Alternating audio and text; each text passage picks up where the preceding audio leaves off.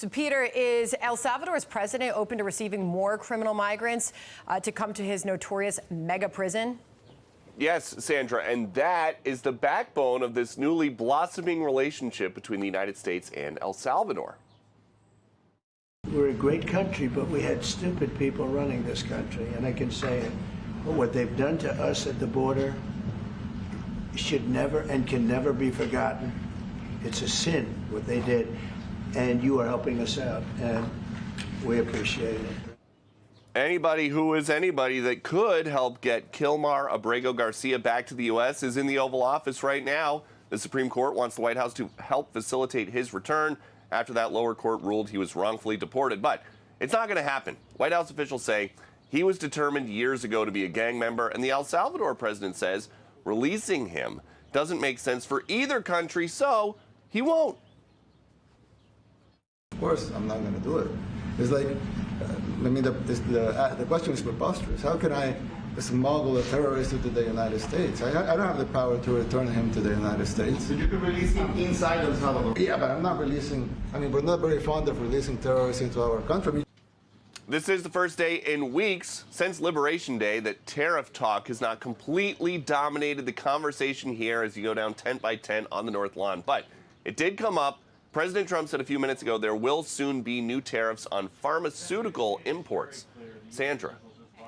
Peter Doocy at the White House with the news for us. Peter, thank you. For more on that, let's bring in Jonathan Fahey, former acting ICE director and former DHS Deputy Assistant Secretary. Thank you so much for joining us, sir. So first, here's President Trump in that Oval Office meeting a short time ago when he was specifically asked if he's open to deporting more criminal migrants. Here's the Q&A. You mentioned that you're open to deporting individuals that aren't foreign aliens but are criminals to El Salvador. Does that include potentially U.S. citizens, fully naturalized Americans? If they're criminals and if they hit people with baseball bats over their head that happen to be 90 years old, and if they rape 87-year-old women in Coney Island, Brooklyn, yeah, that includes them. What do you think? There's a special category of person? They're as bad as anybody that comes in. Jonathan, safe to say the president was very firm in his message. Yes, he is very firm on this, and it's having a tremendous effect as we see every single day at the border. Nobody's coming across anymore, and I don't mean literally, but as Bill Maloogian reports daily, the numbers are so small because people know that President Trump will deport them if they're criminals and send them back, or whether to their country or to El Salvador or somewhere else. So it's having a tremendous benefit. And I think one of the things that's interesting with this Maryland man, Mr. Garcia, is what is being talked about. Even if he's returned here, DHS could reopen his case based on change of circumstances and have him removed anyway, because when he was deported, the murder rate in El Salvador was staggeringly high, and now it's dropped 95% from about 2,400 a year down to about 100 or so a year. They have a murder rate equivalent to Sweden, so he would be much safer in El Salvador, arguably, than he was if he was kept here. Jonathan, President Bukele has said that the U.S. is paying El Salvador a fee of about $6 million to house these gang members in CCOT.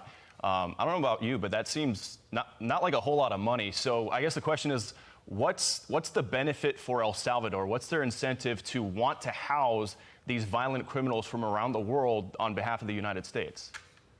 It would seem their incentive, assuming the $6 million doesn't mean very much to them, my guess is would be the relationship value with the United States. Also, I think it sends a message, and he's been very clear on this message, that the gang activity in El Salvador is done. He wants it to be a safe country. So I think it sends a message not only within his country, but externally, that gang activity is not tolerated there. But I think mostly it's probably the relationship between him and the United States and him and other countries, and that's probably the main reason he's doing so. Yeah, Stephen Miller was in that Oval Office meeting. He was also speaking outside of the White House today, and he seems to want to set the record straight that this is criminal migrants and those who are here illegally. Listen. You seem to be under the impression that El Salvadorians living in our country illegally just get to stay here. They don't. They get arrested and deported. Then the fact that they're MS-13 just puts an extra priority on our deporting them. But we would deport someone to El Salvador regardless of whether or not they were MS-13 if they were here illegally. Your reaction to that, Jonathan? Yeah, he's exactly right. There's almost this idea, and you see it in the media, you saw it with the previous administration, that people here illegally were presumptively treated as if they have every right to be here and every benefit of the United States, and they certainly don't. And I think this person from El Salvador is such a good example, because if he is a gang member, that's a reason to deport him. But if he's not, it's just as strong of a reason, because there's really no safety risk for him going back there if he's not. So there's really no good argument for him to stay. And the only reason he wants to stay is because it's better for him. And President Trump is making our immigration policy about what's better for the United States citizens, what's better for public safety. And he's been consistent on this all the way through. I want to get your thoughts on some of the messaging from the Trump administration. They really seem to like to show their work, show the consequences. The last 4 years under the Biden administration, we'd be down at the border and we'd have lines of people, hundreds of people long, literally waving to our cameras in a single file line like they're in line at a theme park. Now we get these images, we were just showing them a moment ago, of people handcuffed, shackled, being put on flights, being stuffed into this notorious mega prison in El Salvador. That's intimidating for people who would maybe want to cross the border. The idea that, hey, I could be one of these guys, I could be sent to El Salvador. Do you think that messaging is in part behind these remarkably low numbers at the border right now?